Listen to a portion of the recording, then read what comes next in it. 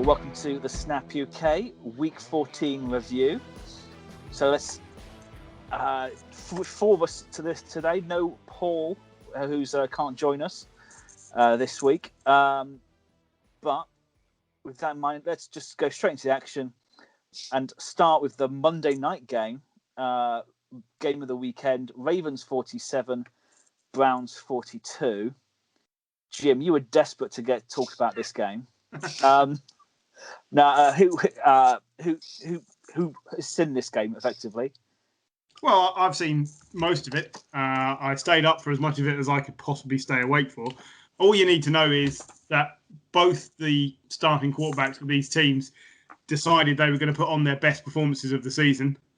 Both sets of running games were awesome.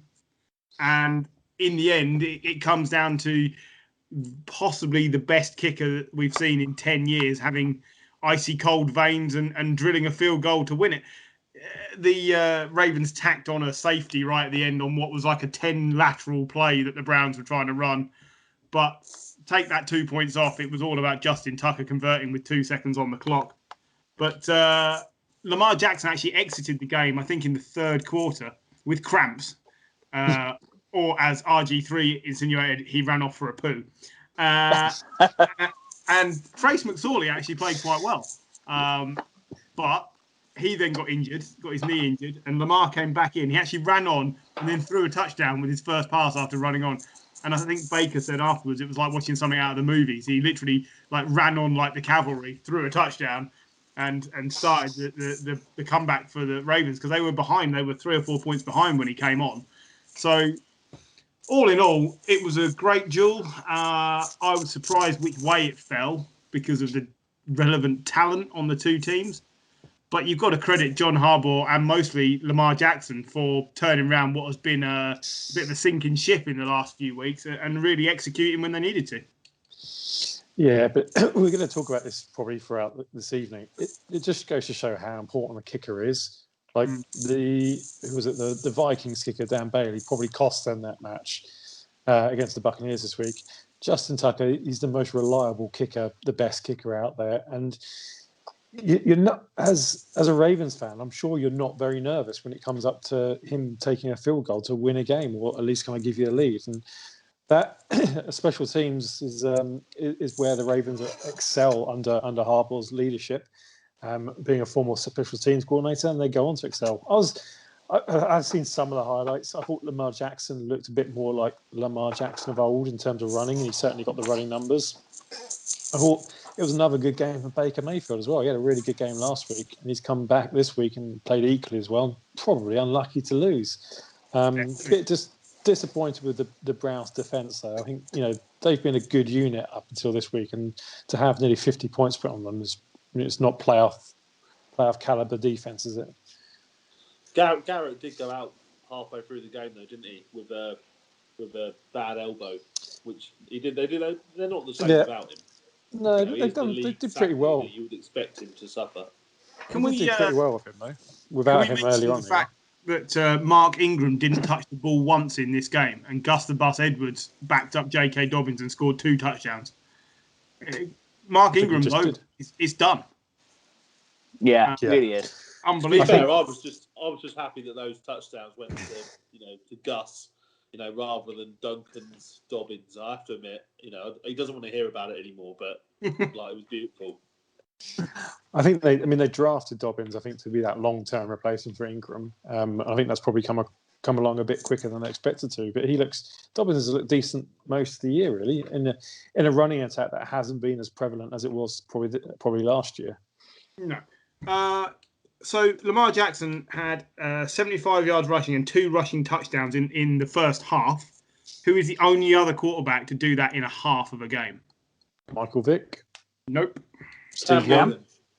Nope. Steve Young? Nope. Think very close to home for the RG3. It is RG3. He is the only other one to do it. I live nowhere near RG3. I was supposed to say, yeah. Gavin Hastings? Yeah, I mean, as well, Kareem Hunt is leading running backs this season in receiving touchdowns.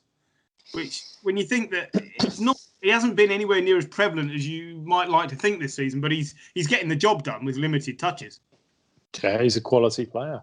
I've been, he's when you have players like that who they're good in the running game, they're good in the passing game. You just get them on the field and hope for the best. I've been really impressed with Donovan Peoples-Jones over the last few games. Like he had 3 receptions, 74 yards. He looks like a proper decent wide receiver. Maybe not number 1, but is certainly capable of playing with some of the better wide receivers that we've seen come out in this rookie class this year. Do you not think he's the reason why Odell Beckham will be surplus to requirements there next season? Yeah, because potentially. they look more balanced with Jarvis, Peoples-Jones, and there's Hodges, I think, is the other one, than they ever do with Beckham in the team. Yeah, that looks a lot better. Just because Beckham's a bit of a dick. Yes, I think there's a lot to be said for that. I do. He's a diva who demands the ball, and Baker looks like a better player when he doesn't have to throw to him. So yes, I think there is something in that. Yeah. Well, they can get rid of Beckham this year for not get rid of, but it doesn't cost them anything to move him on. So it does look like the end of Beckham in Cleveland. We should bear in mind that despite the fact Cleveland lost this game, they're 9-4. They're a full game ahead of the Ravens. So it's certainly not sunk the season for the Browns at all. It just brings the Ravens back into contention. Had the result gone the other way, I think it was over for the Ravens. So they needed the win and they pulled it out. Yeah, definitely. I think I think 3 teams are coming out of the AFC North playoff-wise at the moment. Which is what we said at the start of the season. Actually, I think that this season might be a better route for the Ravens. Last year they weren't that great in the playoffs, clearly, and it'll be interesting to see because they're almost in must-win situation since last week. So they're already in that kind of mindset that they're chasing the wild card spot. They're not going to get the division, so they're already in that kind of mentality, aren't they? So it might help Lamar and the team about how they close victories out. So I think it's probably a good thing for the Ravens.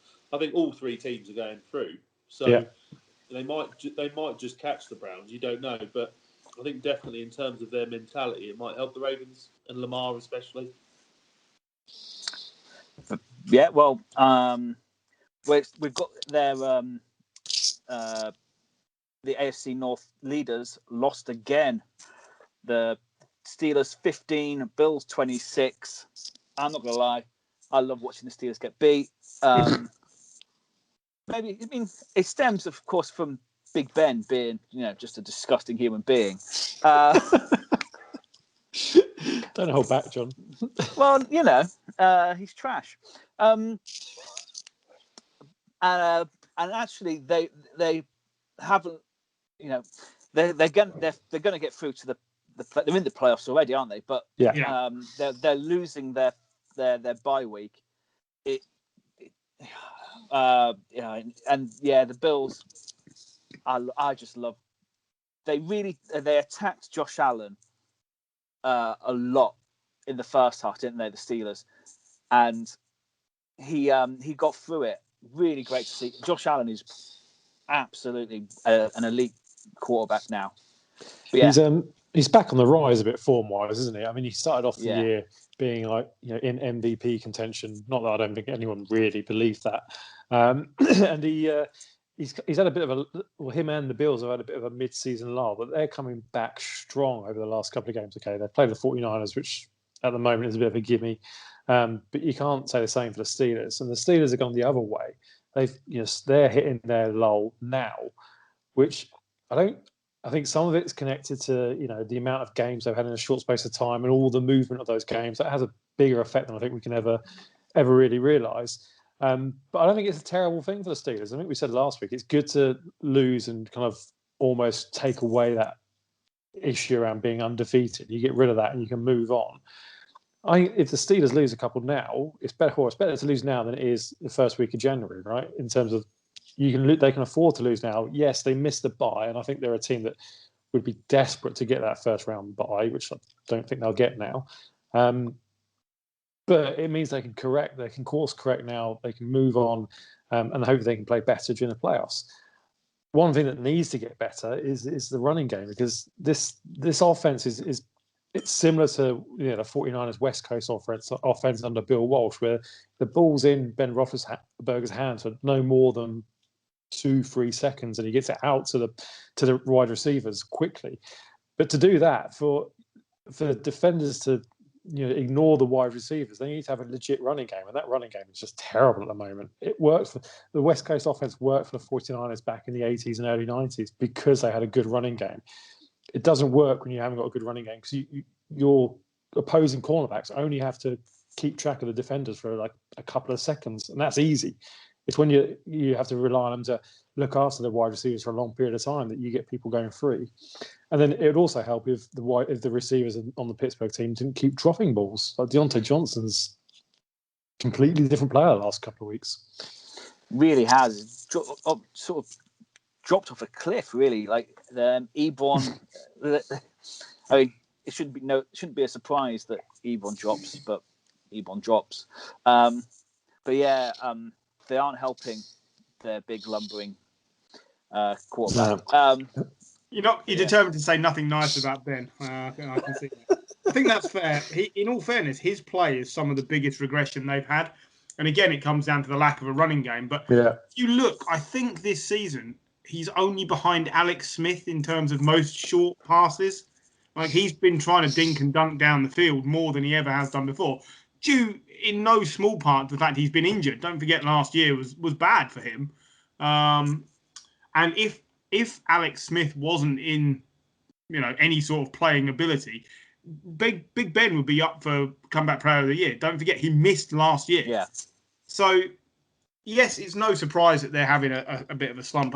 It doesn't particularly worry me because there's so much talent on the team. But the thing with the Steelers is you got to decide whether or not you have faith in Mike Tomlin. I've always felt he's really overrated. He won Super Bowls with another guy's team, and he's been blessed with one of a generational quarterback. And I'm not sure. I've never known what to make of Mike Tomlin. He's been to the playoff in like 8 of 11 seasons or whatever. So he's clearly a good coach. But do you trust him to turn this round, or are they going to limp into the playoffs now? I do trust him to turn it around. Like, I think if you look at some of the seasons where he got that team into playoffs, I think he sometimes got the team into playoffs just in spite of themselves. Like, you look at the characters he's had to move on from, and he was able to manage. I'm talking about the Lev Bells and Antonio Browns. Yes, there were a few dodgy moments during their tenure at the Steelers, but never to the same extent that we've seen over the last 3 years. He was able to manage those personalities and get the best out of the team. Like you say, he's been blessed with having a generational quarterback. He's still got to get them there. He's still got to get them to the playoffs, and he's managed to do that. And I think he's built another good defense. Like, they've lost a number of players over the last couple of weeks. I think that's hurting them, but they're still playing lights out, and they would be better if the Steelers' offense would have been better last night, and it just wasn't good enough. The defense, there's too much leaning on that Steelers defense at the moment. Well, luckily they've got the Bengals next week, so bring that together. When you talk about course correcting, next week is the week to do it. But Josh Allen surpassed Jim Kelly for the most offensive touchdowns by a Bills quarterback in team history this week. What? Yeah. So in a single season, I mean. Oh, I was going to say. So I think he's thrown 35, and Jim Kelly had 34 in 1991 when they went to the Super Bowl. Yeah. He is putting himself into being one of the all-time great Buffalo players. He's going to be there for another 10 years, providing injury doesn't take hold. And he is going to be one of these, like we've just said about Ben, a generational quarterback. I know he goes through the odd blip, but I don't know. If you take 10 franchise quarterbacks, 5 of them will be ones that still go through blips. It's very rare to find a Peyton Manning, and even he had a poor first year. But it's not easy to find somebody who you would consider immaculate. Aaron Rodgers has had down seasons for Aaron Rodgers. So we mustn't be too harsh on a guy who's still only in his, 4th year? Yeah. I think there's the one big issue I think most people would say about Josh Allen was his accuracy, Yeah. I think he's massively improved on that in terms of his percentage completion, which is now 68% for the season so far, which is brilliant. Like, from where he's come from and to where he is, that's awesome. I think the other big factor of that is getting Stephon Diggs. who makes a heck of a difference to that team overall. But it makes a big difference to Josh Allen's numbers as well. Yeah, of course it does. And also, in these first 2 games, we've now talked about 3 of those first-round quarterbacks that were taken back in 2016 or whenever it was. And I think you can say Baker's probably the one closest to not being a franchise quarterback, but even he is starting to show that with the right coaching, he can play there for a long time and actually be part of a winning team. So, all right, Josh Rosen doesn't appear to ever he's never gonna light up. Who was the 5th? Darnold. And I'd say Darnold has been let down by his team rather than letting them down. But Darnold's going to get another swing of the bat. I'm not sure Rosen you're ever going to see, but to get 3 of 5 already, who you would say are certainly good enough to be long-term players in the NFL is quite an achievement. It very rarely happens that way. The last time it did, it was Manning, Rivers, Roethlisberger. I think there was a 4th quarterback in that. There was, I don't know who. I can't remember who it was. But did it go to the Bills? Was it like J.P. Lossman or something? Something like that. Yeah. Well, let's move on to the team that's going to take the Steelers' number 1 slot and the bye week, which is the Chiefs, who beat the Dolphins 33-27, which. It's not the story of the game, really. I mean, the Miami defense is legit, isn't it? Quite frankly, has Mahomes ever been picked off 3 times in a game? Do not believe so. I don't believe so. No. He only had 3 picks going into this game, didn't he? For the whole season, and the Dolphins defense carried on doing what it's done all season. To be fair to it, in terms of getting takeaways, getting pressure on the quarterback, and scoring points. I'm not sure there is aside from the Kansas City offense. I'm not sure there is a better team unit. But you've got to be, when you're playing Kansas, you've got to be perfect for 4 quarters, not 1.5 quarters. Yeah. Because so here's my thing with that, because this is where this slides in quite neatly. Is had they played Ryan Fitzpatrick in the first half, do you not think the Finns probably won this game? No. Do you not? Nah. No. I absolutely think that they've got it wrong. I think Tua is developing nicely, but if you want to win this game, you play your best quarterback, because Tua takes a half to warm up. Yeah, I mean, there's potentially the Chiefs didn't start playing well until the second half. Yeah, and the Dolphins could have been out of sight with some better quarterback play. It was the second quarter, and they scored 30 unanswered points. But that's what the Chiefs do. They just put their foot down. They go for it. Yeah. In some cases, they literally put their foot down with the speed they've got on the field in Tyreek Hill and Mecole Hardman, and then they take their foot back off the gas. And they, that is their biggest danger this season. Is they have had a couple of occasions where they've let teams into it. Realistically, they could have won this game 33-10. Dolphins score 17 points in the 4th quarter, and suddenly it's 33-27, and it looks like a closer game. But to John's point, that doesn't really tell the story of this game. No, I can't think. We did look and see how many times the Chiefs have won by multiple scores this season. I think it's twice. Like, they really aren't putting teams to bed. And yet I hear some commentators say they think the Chiefs look more balanced than last year. I don't think they do. I don't think they look any worse. It's just teams know how to play them now. That's what happens when you've got 2 years worth of footage on Mahomes, and you know that the primary target is Kelsey. It's not Hill. Hill, you've got to cover downfield, but Kelsey is the primary target. Yeah, hugely. But I think the defense has looked. There's a bit more balance in the defense. Looks better for the whole season this year. Like they really came to the fore last year in the playoffs, didn't they? Yeah. Where suddenly they started picking teams off, and once they'd had that first quarter blip where they'd let a team score 14, 21 points for them to just obliterate in the next 3 or 4 minutes, they really turned up. So, but yeah, I think offense, they are seemingly. I don't know if they're not putting teams to bed, or at the moment they're just playing with them.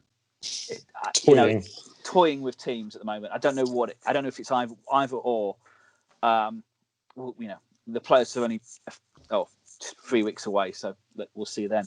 We ought to mention a couple of Dolphins players who deserve real praise. First is Xavier Howard, who has got an interception in 5 straight games. So this is the first time for a Dolphins player since 1970. And is 8 for the season as well. Yes, 9th of the season, I think. He's leading the league anyway.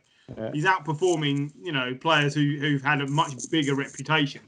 So that's excellent play, and the interception itself was a beautiful backwards diving one-handed snag. It was brilliant. But also Mike Gesicki deserves some serious praise here. He's certainly coming to the fore as a number 1 tight end. And then he got injured. It seemed to hurt his shoulder. I don't know if anybody has got news on what the injury is, but it looked like a potential dislocation of his shoulder. He went down, immediately got up and signalled to the side and ran off, doing that, that hold you do when your arm's not in the socket anymore. And that'll be a big loss for them if he can't play down the stretch, because Tua and Fitzpatrick have both went on him very heavily this season. And when he's played well, they've really performed on offense.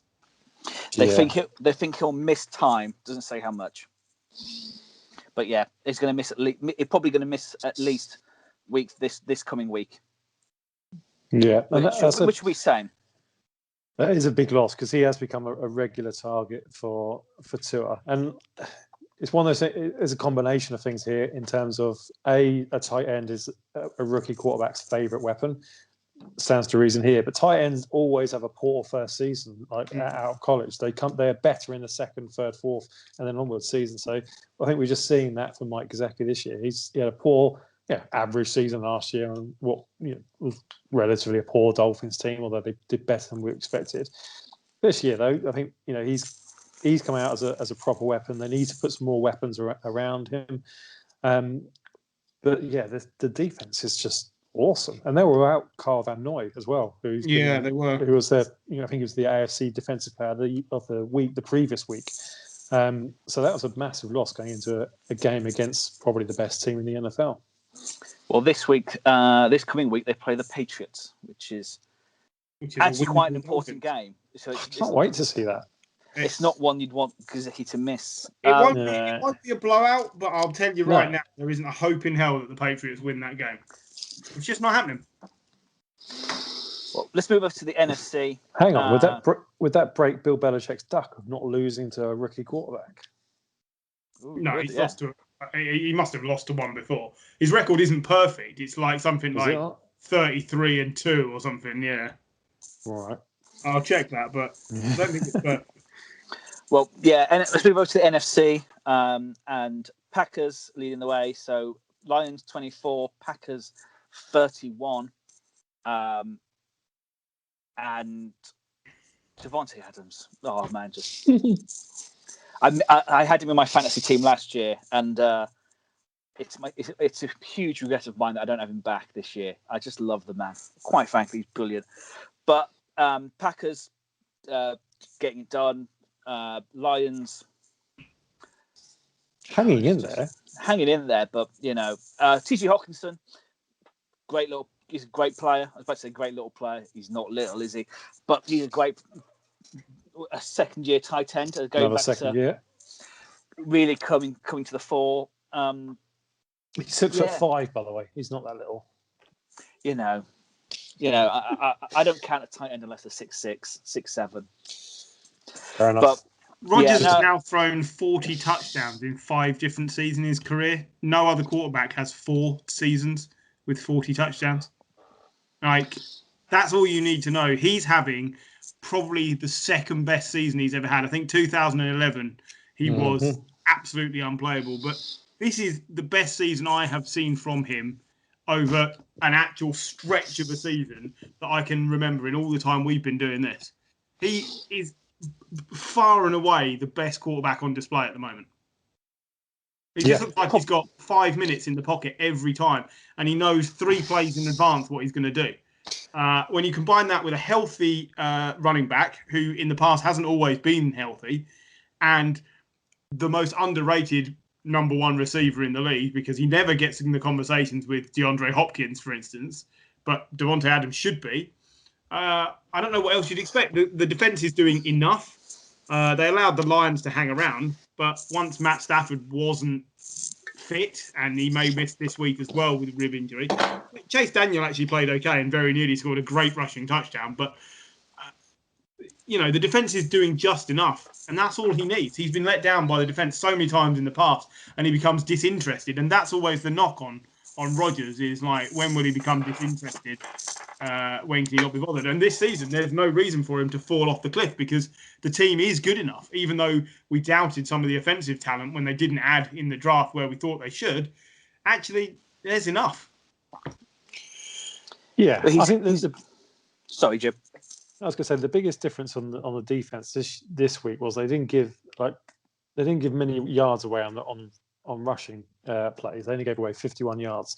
That's the biggest downfall of the Green Bay defense, to the extent that I had DeAndre Swift in my fantasy team. I was quite hopeful he might score a few points, and he didn't.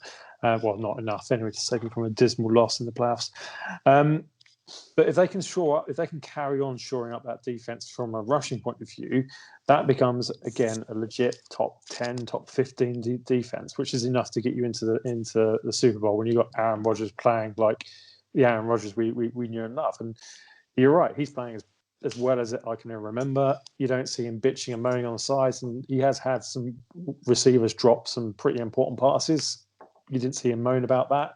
He seems like not just a different player, but a different person on that team now as well. Him and Matt LaFleur seem to have connected, and they seem to be working. Well, they're working very well together. Matt LaFleur's only lost 5 games in his career so far as a head coach, which is pretty impressive. He has currently the best winning percentage of any coach out there, doesn't he? His winning percentage is better than Belichick's at the moment. Yeah, which is crazy, but you can't fault it. It's not like it's a 5-game sample. This is nearly 2 whole seasons. It shows you're right. The talent hasn't changed that much on this team, especially not when it comes to offense. Okay, Aaron Jones has emerged as a quality running back, but it's not changed a whole lot from when Mike McCarthy was in charge. Defense may be slightly better, but realistically, they say they're getting more out of the players that they had, which Mike McCarthy was unable to get. You suggesting Mike McCarthy had become an incumbent to this team? Yeah, I can think of another team who's becoming an incumbent to as well. Well, let's move on to the Saints, who took a step back by losing to the shitty Eagles. That's not a step back. That's a giant leap back. It was so Doug Pederson, he is so much better with backup quarterbacks, quite frankly. But what did you say his record was with backup quarterbacks? Like 14-2 or something? Was it 11-2 or something? It was 11, 2. Okay. He's only lost 2 games anyway. He's lost 2 games. I think it was. Yeah, I'm just looking it up. Sorry, I thought it was 14-2, but sure. But yeah, 11-2. Okay, 11-2. 11-2 without Carson Wentz. Jalen Hurts, he had like 124 rushing yards. Yeah. Yep. And Miles Saunders also racked up over 100 yards. Yep. Let's not forget, New Orleans hadn't allowed a 100-yard rusher since John didn't have any hair. Like when John was a baby. Because they hadn't allowed a 100-yard rusher for like 2.5 seasons. And then to allow 2 players to do it on the same day is insane. Like, that's the formula that the Eagles needed, was to just find a weak spot. I know that Taysom Hill has taken some flack, and the always funny ball security issues did rear their head. He does fumble. I think he's got the second most fumbles after Carson Wentz this season. I think he's got more fumbles than Daniel Jones. But he wasn't the reason they lost. The fact that the defense could not get a stop in the running game is why they lost. Because they just got outplayed on the ground this week. And Taysom Hill isn't the issue. He will get replaced by Drew Brees, because this is the perfect time now for them to say, right, he's lost, let's bring Drew Brees back in. But that wasn't the issue. The issue was the New Orleans running game sleptwalked the defense sleptwalked into this game thinking we're going to crush this rookie quarterback, and it just didn't happen. And I was delighted, and there is no way that you will see Carson Wentz for the rest of the season if Jalen Hurts is fit. Because absolutely not. Sealed that. And then the question becomes, who starts for them next season? Well, we're judging a strange sample here of 1 and a bit games against 4 years, but yeah. Okay, that's fine. So who was the last quarterback to rush for 100 yards on their debut? Michael Vick, No. Cam Newton, Daniel No. Jones, Lamar. Lamar. Thank you. The voice from beyond. There he is. It was Lamar. So we would have got there eventually. With that in mind, who was the last player to rush for 100 yards and throw a touchdown on their debut? Lamar. No, Jalen Hurts is the only one. Really? It couldn't have been a better debut. No one else has done that. So, okay, it's a very small sample size. No, he won't be that good every week. But if he can do that behind an O-line that hasn't been able to keep, Mr. Pocket Passer Carson Wentz healthy, why would you risk going backwards? The Eagles have stumbled into... Jalen Hurts was a good quarterback in college. He was. A Heisman runner-up. He only lost his spot because he lost it to Tua, didn't he? Yeah. Yep. So he's a talent, and he's clearly at the Eagles because the Eagles aren't convinced that Carson Wentz is the future. He's never been the same player since he got injured, and that's the reality. He had a stellar, 11 or 12 games in the year they won the Super Bowl, but after that, he has never been the same player. He's shown flashes, but not for more than 2-3 game stretches. So I agree. they've decided that he's not going to be a massively paid 10 to 12 year quarterback. I think Gary's hit the nail on the head. I absolutely think you're going to be seeing Carson Wentz trade rumours at the end of this season. Because if they can shop him, don't forget, this is a team that kept Wentz and Foles on the same roster, and it didn't work. They just spent a lot of money on 2 quarterbacks. I don't think they'll do it again. They'll keep a serviceable backup. Is it Nate Sudfeld, who's been around there for a few years? And they can move on and pay Jalen Hurts virtually nothing. Yeah, I see where you're coming. It's one game. It's calm. Yeah, keep calm. Yeah, I mean, it's one game where I think the Saints defense looked like they were underprepared for it. I don't think they realised what was coming. So let's see what he does next week. Who they got next week? They got the Cardinals next week. Actually, that's not great. And then they got the Cowboys. So he could realistically win out the season. Well, they got Washington in their last game of the season. So yeah. All right, so that's tough. But you tell me that there is no reason if that offensive line plays as well as it did on Sunday, which is the best it's played all year. Yeah. So whether that has if there's anything there around kind of Jalen Hurts being a bit better leader, you have to take that into account. And that was my next comment. Do you not think they look like a team who really want to play for this guy? But I just think it's just a refreshment for them. It's someone new. It's not the same old voice in there. Sometimes that does have a big effect, especially the first game. But that's been Carson Wentz's problem the whole time he's been there. Is that the team would always rather play for someone else. Yeah. They'd rather play for Nick Foles. But Carson Wentz is not liked. He's not liked in that building. They don't play for him.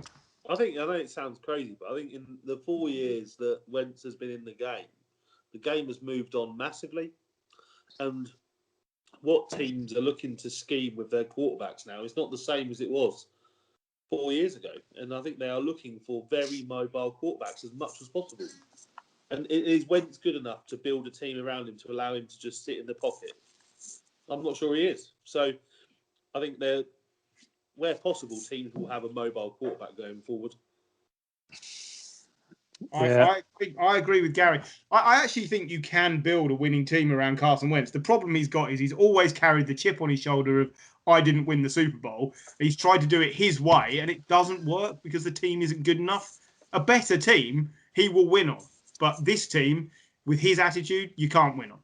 So let's say he is surplus requirements at the Eagles. Can you ever see him having a rekindling with Frank Reich at the Colts in a trade? I absolutely can. If they wanted to move on from Phillip Rivers, then yes, I could see that happening. Patriots. No, Patriots just get linked to every quarterback. He follows the playbook enough. I think that's the problem. Belichick won't take on a player that doesn't follow the playbook, doesn't want to toe the line. We're going to get to what the Patriots are doing in a minute, but no, I don't think so. Yeah. Well, let's move on to the Bucks 26, Vikings 14.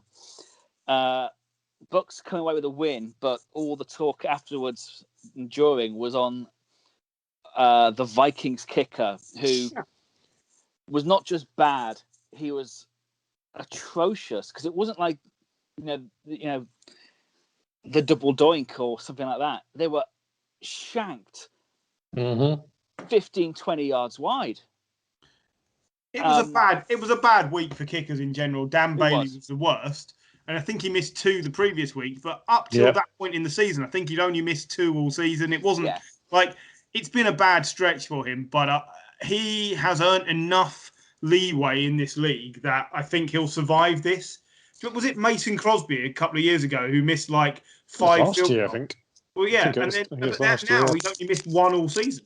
So I think the difference there is Mason Crosby had like lots of, I say money in the bank. He probably had lots of that as well. But he had a previous kind of career of not missing field goals or not missing extra points. Yeah. Van Bailey's always been a little bit inconsistent when it comes to kicking. He's not up there with a Mason Crosby or Justin Tucker or Robbie Gould. He's had periods where he's not been a reliable kicker.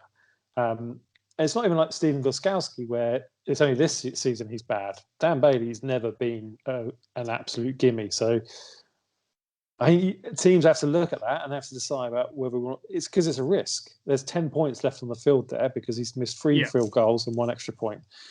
Who knows what would have happened if they had those 10 points? So up to this that's season, a decision to make. He's a career 87.3% field goal percentage and 98% on point after. So that puts him in the top 10 or 15 kickers in the league. I don't think after 2 bad games you can ditch him, because I don't think you can find better just sitting around. Otherwise, other teams would have grabbed them already. Yeah, that's true. Yes, it was a horrendous game. Yes, it probably cost them, but it's not the only reason. Kirk Cousins went back to being Kirk Cousins. Yeah. The Vikings defense isn't as good as it should be.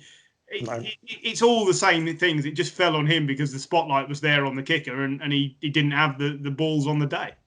Well, I think there's a couple of bits about this game, because obviously the Bucks had a very late bye, didn't they? Yeah, extremely late. So it was week 13 or whatever. So yeah, it was last week. They much needed that. So I think they looked fresher, but I still don't think that this Bucks team is as good as it should be. What did Brady throw for? 15 out of 23 or something off the top of the head?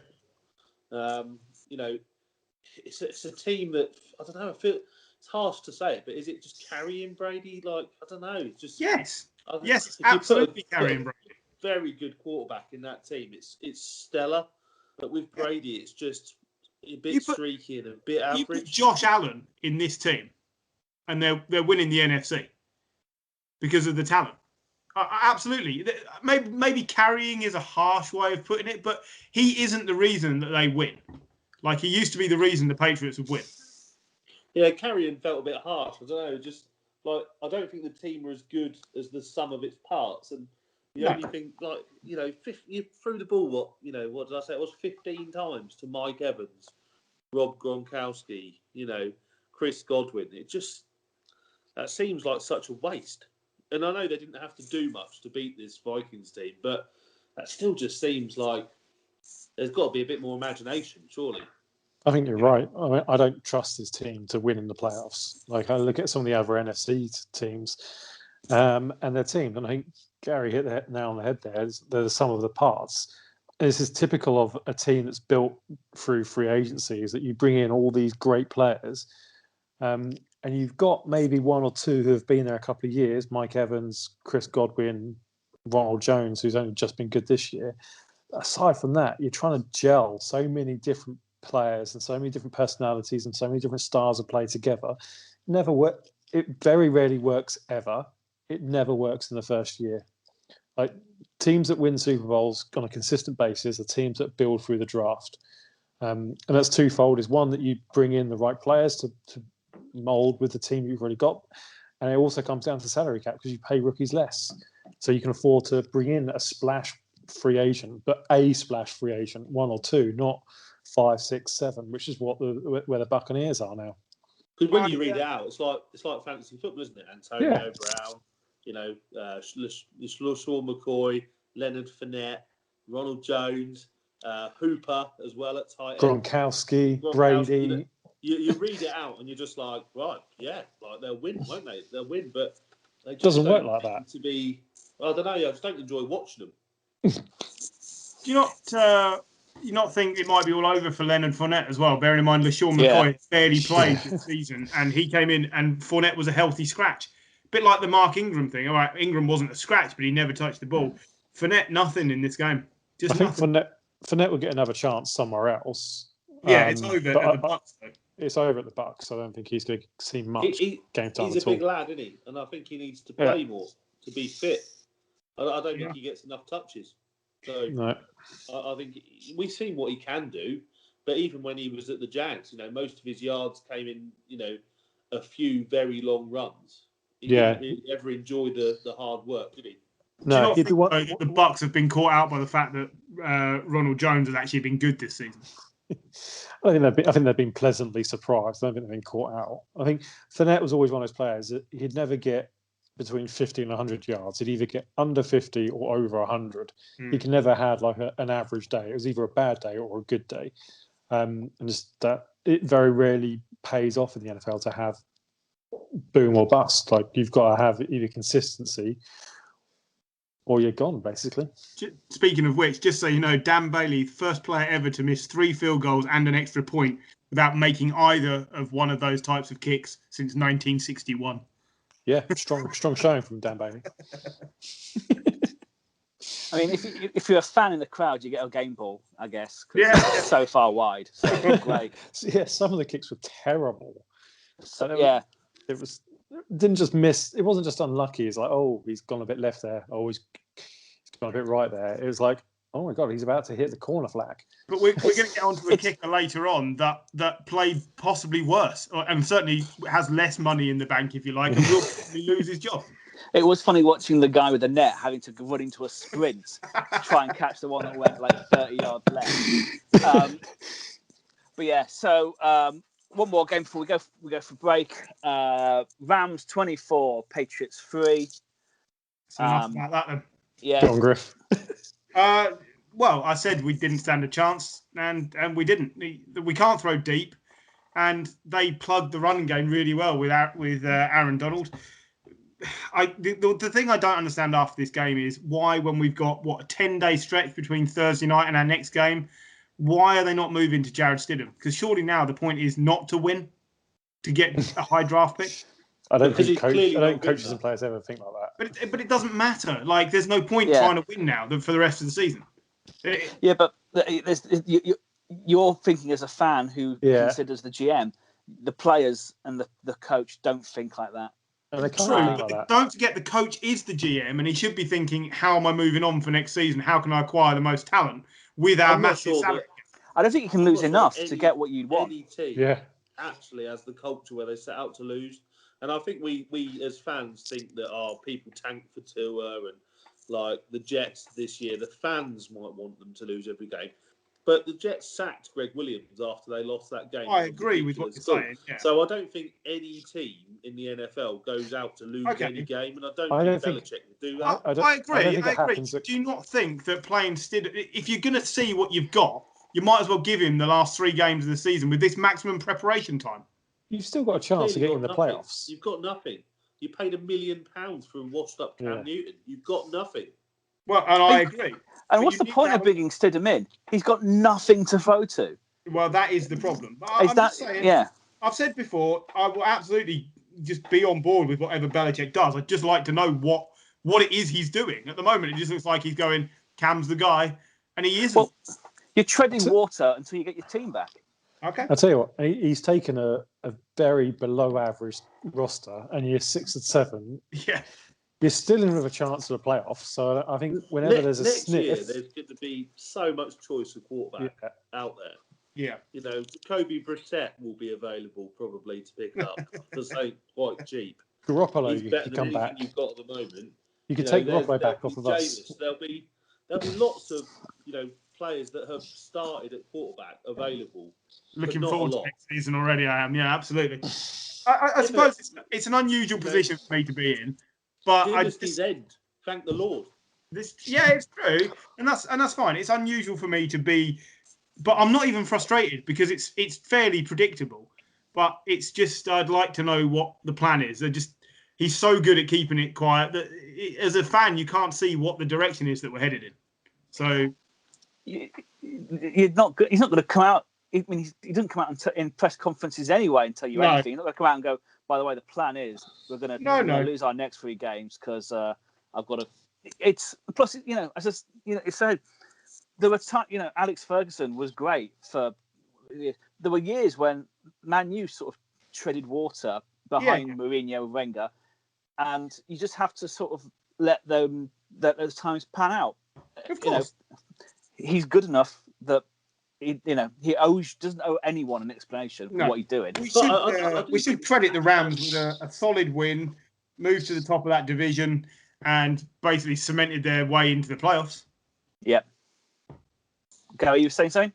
I do think Pats fans do need to reconcile themselves with the fact that they may not win another championship for 10 to 15 years. These things go in cycles, and I think just presuming just because you have Belichick that is going to suddenly somehow mean that he is going to mastermind a way around the salary cap and the draft system and somehow build another dynasty within a couple of years. Like that, it just doesn't work like that. The Niners dynasty failed. The Steelers dynasty, the Packers dynasty, it always comes to an end. And I just think that, they will be trying to do stuff. But I don't know. I just think that it will be a while. I don't think it's going to be 1 or 2 years. I think you might be competitive, but I don't think that, it could easily be 10 years before you win another championship. It's not about what Belichick does on its own. That's very insular. You look at what the Bills and the Dolphins have done and try and get past those 2 teams, you've got to acquire a lot of talent to do that. But that's taken them years. It's taken them several quarterbacks over. That goes to what Gary was saying. Yeah. What Gary's saying is it could be 5 years at least before the Patriots can catch up with them. Well, Stephon Gilmore is probably going to go this year. He's 31, 32. Yeah. You're going to have to pay him big to keep him. So, the Patriots are going to have huge amounts of change over a number of years. And, I'm going to enjoy every minute of it whilst I can. Well, we'll go for a break and we'll come back. We'll do a couple of AFC games. And then we're doing the Niners in a bit, aren't we? That'll be fun. Yeah. No, we're skipping it this week. It's like the Niners. We'll see you in a minute.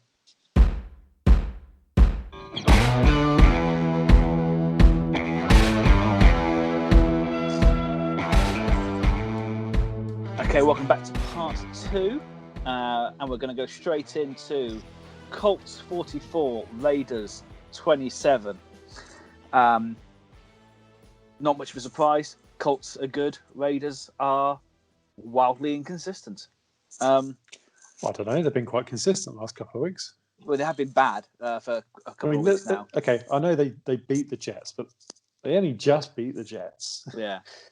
And the Colts are a good team, aren't they? Especially if their running game's working well. And their running game was working really well on Sunday. They got 6.8 yards per carry. Jonathan Taylor had a breakout game, 150 yards. I take full credit for that, for leaving him on my bench.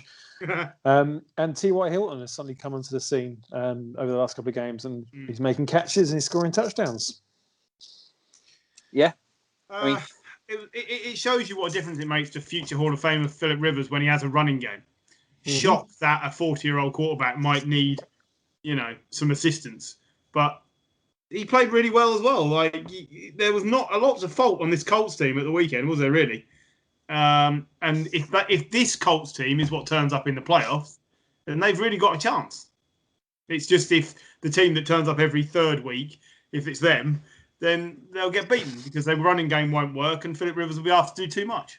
Yeah. In the playoffs as well, they're sadly not going to meet a team as forgiving as the Raiders were this week. That was the 8th game this season that the Raiders have allowed 30 or more points. They only did that 5 times last season. Which is why they fired their defensive coordinator, Paul Gunther, on Sunday evening, which makes sense because their defense hasn't been great, but he's not had a lot to work with. I think the Raiders are the team with the biggest differential between how much they pay their offense versus how much they pay on defense. And And that defense has got a lot of, not rookies, but a lot of young players who still need moulding. And they haven't got a pass rush still. Really. If this Colts team had Marlon Mack and Jonathan Taylor, yeah, Marlon Mack missing has really hurt them. how serious would they be for Super Bowl contender? I think they would be right up there. Yeah, I agree. I really agree. Their defense is awesome, John. Yeah, it's great.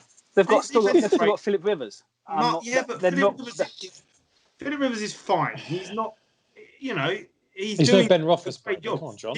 He's just about to go to the playoffs with 2 different franchises. Not very many quarterbacks do that. Yeah.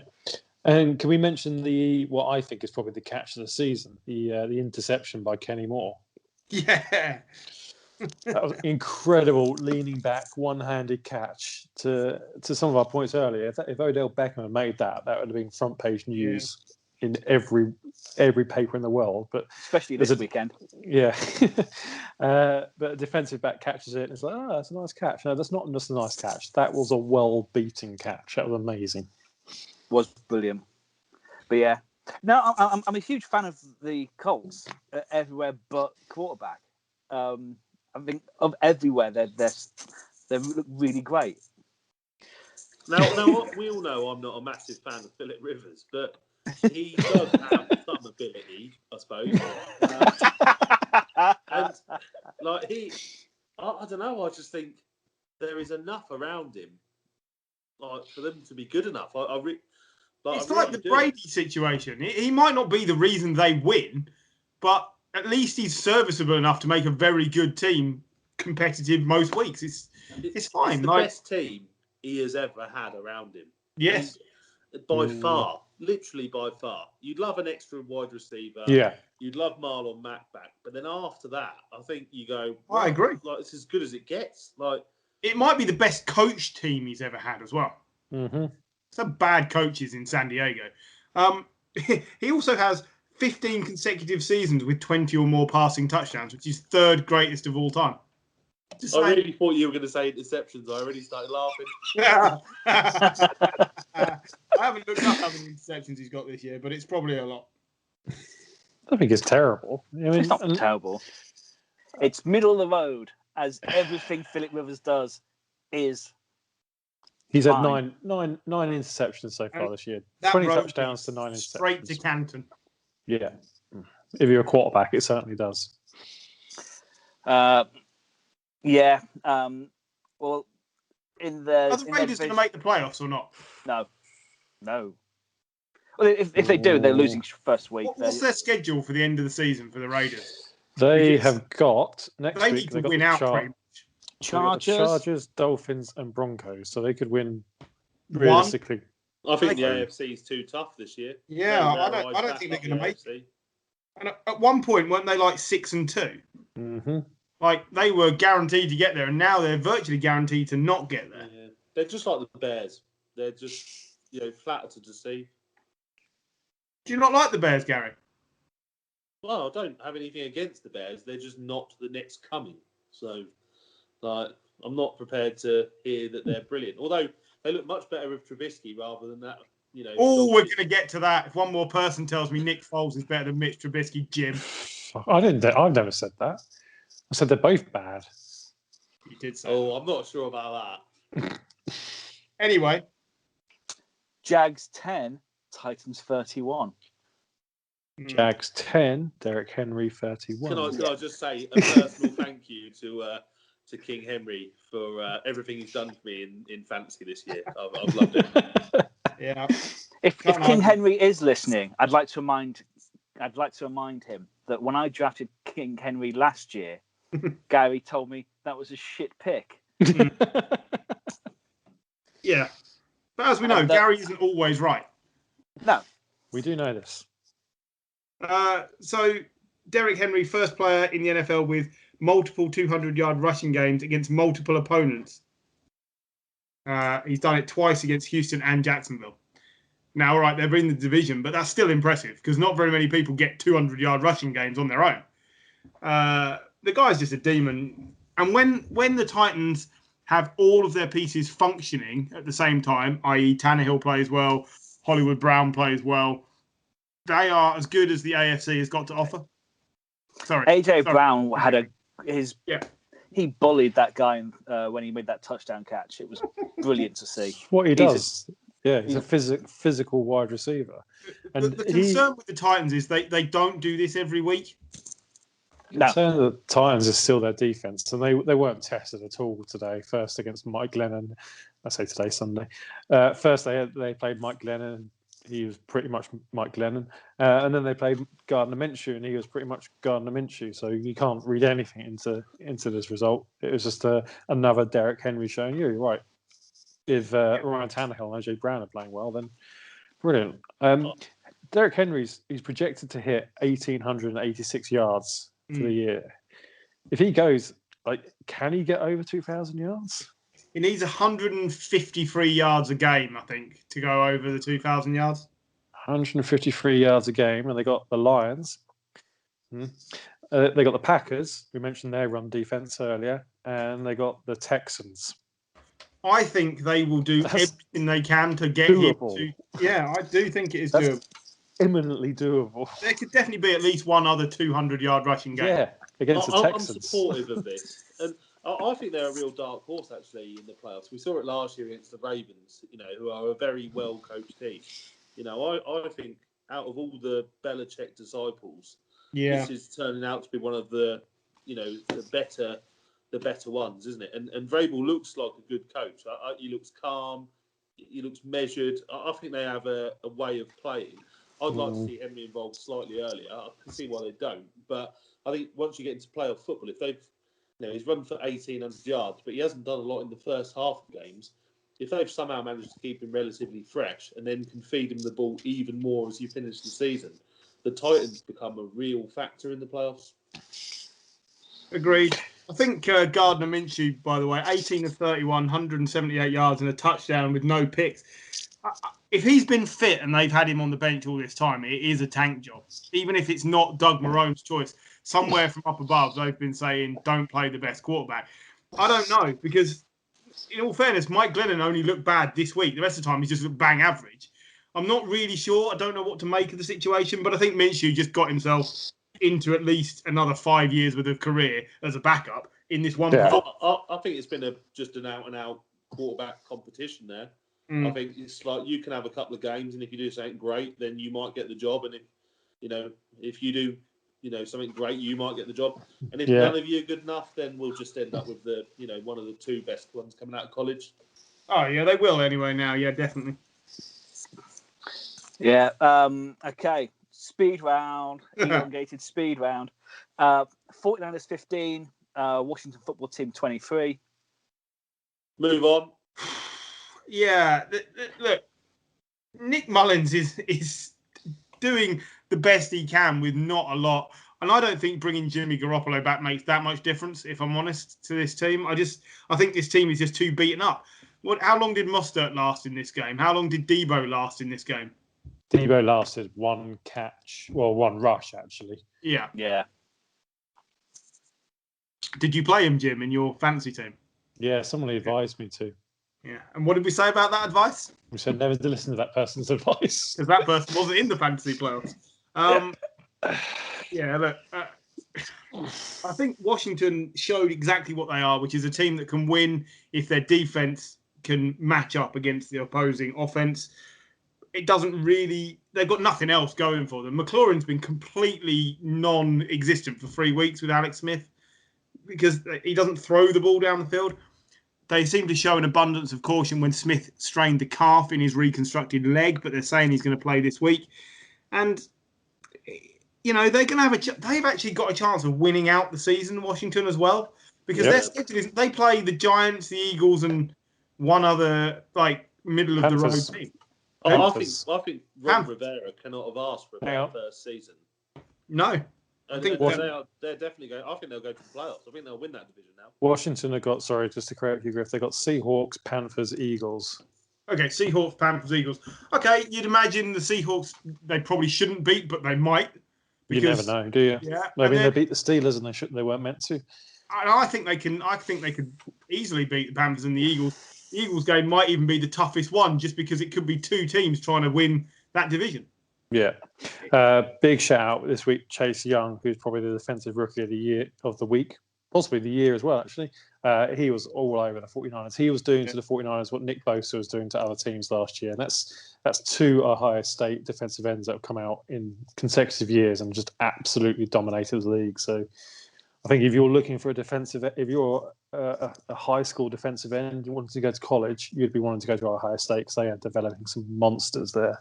Here's the fantasy stat for those people still in the playoffs.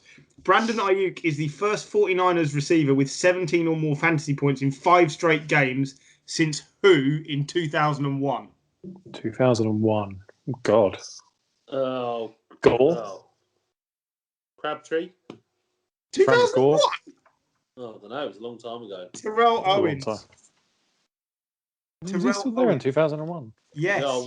Yeah, Ayuk is playing at a fantasy level that you haven't seen for 19 years as a wide receiver at the Niners. I'm just saying. He's having a great season. Yeah. Like we've had pretty poor wide receivers since the days of Jerry Rice and Terrell Owens. Like Crabtree was average, realistically. He was all right.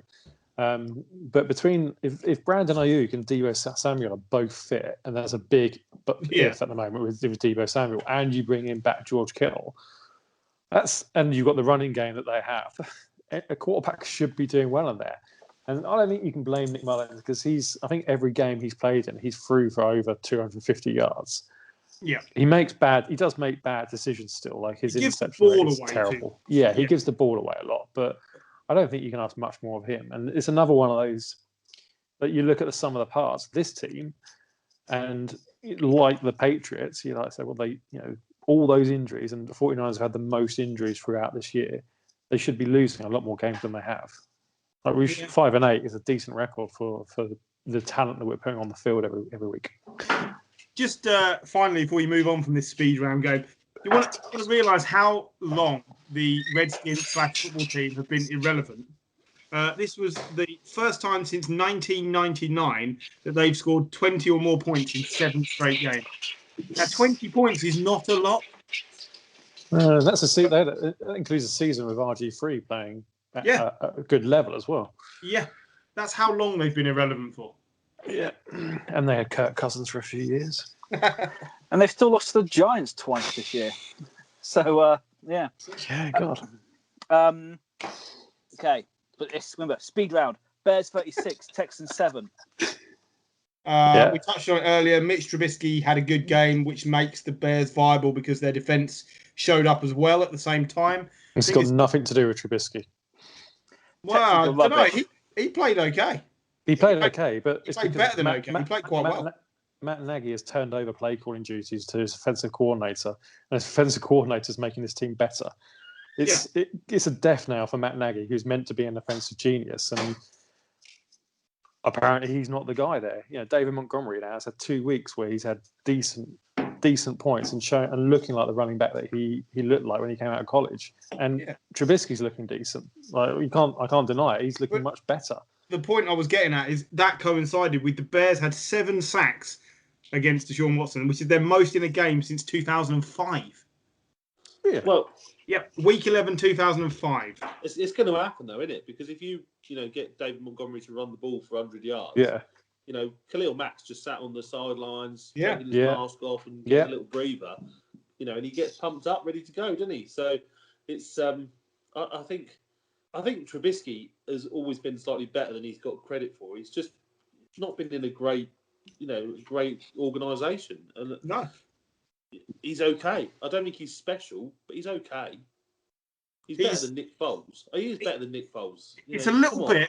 I agree. Trubisky is better than Nick Foles. It's a little bit. I don't agree still. A little bit like Darnold. I think he's been a victim of coaching that just doesn't make him a better player.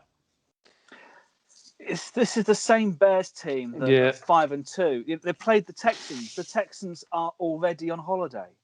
That's true. The Texans are an abysmal team with their lead wide receiver is Keke Kuti, who's played for 5 games in 3 years. Yeah. Also true. When you look at their wide receiver, they They started the season with Brandon Cooks. Yeah, Brandon Cooks. Yeah, with Cooks, yeah. Randall Cobb, Will Fuller, and Kenny Stills. None of those 4 players played this week. Nope. Chad Hansen. Chad Hansen was your leading receiver.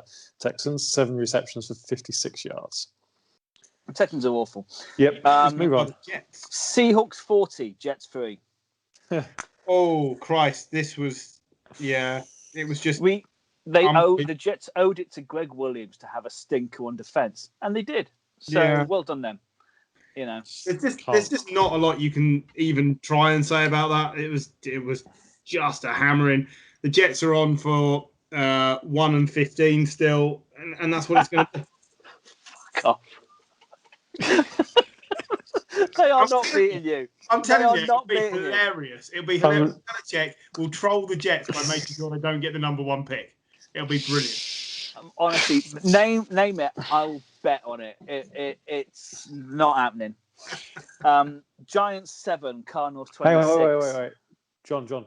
If the Jets beat the Patriots, I say you've got to get a New York Jets tattoo somewhere on your body. I'll leave it up to you where. Oh, I don't like tattoos. It's not big enough to get the word Jets tattoo. I think he should get a tattoo of Griff's little face on his thigh or something. Could you not have tattoos? I don't fucking want a tattoo. As well, just but yeah. We'll think of something. We'll think of something.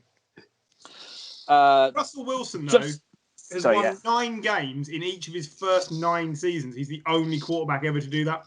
Just saying. Yeah, he's all right. Yeah, he's fine. He's fine. You know, you play the Jets this week. Yeah. Quite frankly, the Northants Titans would beat them. Just when the Giants gave you belief, they went and lost 7-26 to the Cardinals. You did. Yeah. It was pretty poor, and the reason was you played Daniel Jones in a week when he still didn't look fit, and you should have played Colt McCoy. Was it 15 net passing yards in the first half for Daniel Jones? Strong stats. Yeah, he'd have lost more than that in sacks and fumbles. So when you're in with a shout of winning your division because your division is so poor, why would you risk playing the quarterback who doesn't look as good as the other guy and is injured? I don't think he doesn't look as good as Colt McCoy, but he is injured. Yeah. So I didn't really understand it. I thought Joe Judge has done a lot of good things this season, and I thought that was a big mistake. 3 fumbles for Daniel Jones this week. He lost one. Only 3? Only 3, yeah. Did well.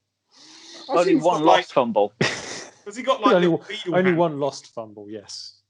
But yeah, no, it just wasn't good. And but you know, better draft pick, I guess. I can't believe we got all the way through the Jets game and we forgot to laugh at the fat guy who kept missing the kicks, because that was hilarious. Sergio Castillo, who made Dan Bailey look viable, he was missing them by miles. He was just sort of waddling up. He got a belly. But it's just such a Jets thing, wasn't it? Like, you're not very good on the field. You're not very good on offense. You're not very good on defense. You're not very good off the field either. So you might as well have a shit kicker as well. Anyway, sorry. He really made me laugh this weekend. John and I were trying to figure out if he was Mexican or not, but he's not. He's from Texas. And he's had a career in the CFL. And now the Jets decided that's enough to put him in the NFL. Hey, worked for Chase Claypool. True. Panthers 27, Broncos 32. Both these teams looking for January. Yeah, Drew Lock looks like he could be, okay, doesn't he? He looked pretty decent. 21 off 27, 280 yards, 4 touchdowns, no interceptions. Look at the rest of his season. Look at the rest of his season. Yeah. The rest of his season's been utter turd. And you just said Mitch Trubisky's pretty decent. Yeah, but Mitch Trubisky was leading a winning team when he got dropped. Drew Lock hasn't done that at all. He wasn't leading a team. The team was. He was on the team. Yeah. However you want to word it, I'm not at all sold. I thought the bigger story out of this game was Teddy Bridgewater's lost 7 straight and probably will get replaced in Carolina. I think that's a mistake. They can move on from him. They can move on from him. That is the rumours. That is every rumour you are seeing is that they will look to trade Teddy. Oh, I don't deny the rumour. I don't deny the fact that it might happen. I don't agree with it. I think Teddy Bridgewater's been fine. I don't think that's the problem on that team. I just think they're a young team. They're still developing. The defense isn't where it needs to be. I actually think the offense has been pretty good, and they haven't had Christian McCaffrey, who was the best running back in the league last year for 11 games now? Yeah, 10 or 11 games. So, Mike Davis has been a serviceable replacement, but he's certainly not Christian McCaffrey. No. They also didn't have DJ Moore last week, who's been... Curtis Samuel had COVID. It's just sucks. Yeah. It's not Bridgewater's fault. I'm agreeing. I'm just telling you what I'm reading. I agree with you. I think he's done fine. I'm just telling you what I'm reading. That's why it's a story, because that's what's being rumoured. Well, Griff, your rumours are bad. The rumours are true, but the rumours don't make sense. Chargers 20, Falcons 17. Okay, all you need to know about this game is the Chargers won with a special teams kick that you or I could have made, but more importantly, at the end of the first half, the Benny Hill music should have been playing when they couldn't decide whether to run a play, spike the ball, bring the field goal unit out. So they did all three at the same time. Honestly, they took a timeout, and then after the timeout, when they knew they didn't have any other timeouts, that was when they decided to run the ball. Yeah, it's just, and Anthony Lynn took over special teams coaching this week. Yeah. I'm sorry, it's another nail in the Anthony Lynn coffin. Yeah, I think he will actually get sacked. Yeah, he will get sacked. Yeah, that Monday after the last game in January, he is gone. Well, it'll be a race between him and Adam Gase, and maybe Doug Marrone. Yeah, but you get the feeling that Gase and Marrone are sort of stuck there with chewing gum on their seats, whereas Anthony Lynn's already being pushed towards the door. They must know he's going. I thought it was a bit of a shambles, but I was glad to see Justin Herbert get another win. I think he more than deserves it. Mm-hmm. Bengals 7, Cowboys 30. Okay, risky picks. Yeah, I think that's fair. The only thing I'll say about this was a chance for Zeke to show up and do something, and he still managed to be anonymous. Have we changed the name, have we, to Risky Picks? We've changed the name. Zeke. Tony Pollard is outplaying him. Yeah. Since you moaned like a little girl that it's not really picks, is it? It's not locks. You get abused when you pick an actual pick. Well, yeah. Put your big boy pants on, and don't pick a team that's against the Chargers. That's harsh, John. Coming from a man who famously does this podcast without any pants on, I don't think you should be telling anyone any of these things. Oh, there's some good games this week, isn't there? I can't believe you guys are Saints, not going commando for this. I refuse to podcast with restrictive groin. Okay, John, I'm ready. Would you like to know how we're doing with 3 weeks of the season left? No. I want to know how bad we're doing. So, in last place, Gino Brown, 25% correct. Oh dear. See, I've embraced it properly. In equal third place, with 30%, me and Paul. Second place, and the only one who got one correct this week, it's Griff, with 44%. What did I pick this week? Last week you picked the Bills to beat the Steelers. I did pick the Bills to beat the Steelers. Woohoo! And the winning at the moment with 50%, despite the fact that he picked the Giants to beat the Cardinals, with 50% correct, it's Jim. So well done, Jim. We've still got a few more weeks to go. Of course, maybe terrible at fantasy football. I'm going to carry this all the way to the all the way to the Super Bowl. They get less risky when you get to the playoffs. But yeah, so Gary, do you want to go first as you're in last? Yeah, I'm going to take the Falcons to beat the Bucks. Ooh, love it. That was good. There aren't many risky picks this week. There's some pretty one-sided games. Well, what should be one-sided games? I am going to take the Washington football team to beat the Seahawks. Yeah, I think that's a good shout. I think that's a really good shout. There are some tragic games this week. I'm going to pick the Eagles to beat the Cardinals. I'll take the Chargers to beat the Raiders. And Paul has picked the Jaguars to beat the Ravens. Really? He hasn't. No, I've just made up. I forgot to ask him. So he has now. That's who He has picked. that, but yeah, that's what he's been Everyone given. heard it. Everyone heard it. But yeah, we'll leave it there. But enjoy the games. If you're still in your fantasy playoffs, of course, all the best. Unless you happen to be in the random league playing against me. But we'll be back. Me, Griff, and Paul will go back on Thursday, but or some point this week, and we'll be back next week to go over week 15. So we'll see you soon. See you soon, guys. Bye. Bye-bye.